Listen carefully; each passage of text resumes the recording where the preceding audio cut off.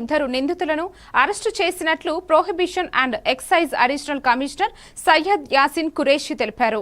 నాంపల్లి అబ్కారీ భవన్లో మాట్లాడుతూ నిందితుల నుంచి 1.80 లక్షల నిషేధిత అల్ఫాజోలం టాబ్లెట్లను స్వాధీనం చేసుకున్నట్లు తెలిపారు.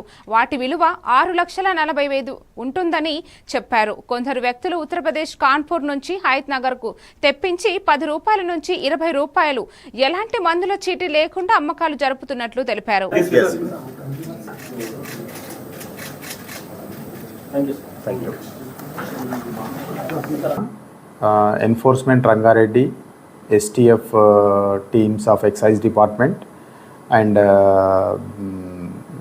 Drug Control Authority ఈ రెండు డిపార్ట్మెంట్స్ సంయుక్తంగా నిర్వహించిన దాడుల్లో 1,80,000 ఆల్ట్రా సేఫ్ అనే టాబ్లెట్స్ ఆ పేరుతోనే అమ్ముడుతున్నాయి. అయితే వాటిని స్వాధీనం చేసుకోవడం జరిగింది నిన్న ఆటోనగర్లో.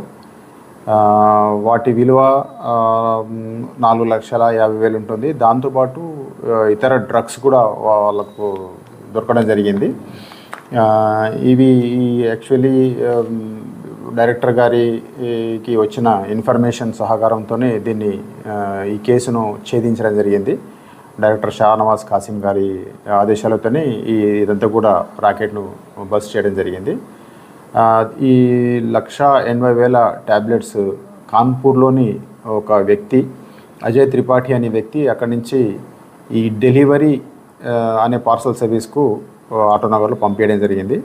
అక్కడి నుంచి ఇక్కడ ఇద్దరు వ్యక్తులు వాటిని డెలివరీ తీసుకొని పువ్వాడ లక్ష్మణ అనే ఒక వ్యక్తి, తర్వాత కేతేపల్లి మునిశేఖర్ అనే ఇంకో వ్యక్తి, వీళ్ళిద్దరు కూడా డెలివరీ తీసుకొని బయటకు వస్తున్నప్పుడు వీటిని స్వాధీనం చేసుకోవడం జరిగింది.